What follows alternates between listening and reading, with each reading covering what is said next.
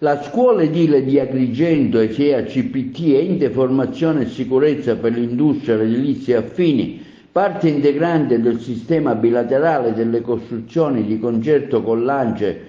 Associazione Nazionale Costruttori Edili di Agrigento, Fillea, CGL Feneal, UIL e Filca Cisle, nella giornata del 21 ottobre ha sottoscritto nella persona del suo presidente, dottor Tommaso Sciara, e del vicepresidente Francesco Cosca, nella qualità di segretario generale Fillea CGL di Agrigento, una preintesa per un protocollo provinciale per la prevenzione degli infortuni e le malattie professionali con INAIL provinciale, rappresentata dal direttore Filippo Buscemi, dal presidente del comitato consultivo provinciale Carmelo Burgio. Nelle finalità di tale intesa sono quelle di attuare una più incisiva campagna di diffusione di cultura della sicurezza e il valore della vita nei luoghi di lavoro del territorio nell'ambito del progetto del Comitato Consultivo Provinciale di Agrigento, denominato Agrigento Capitale 2025 della cultura, della sicurezza e della prevenzione.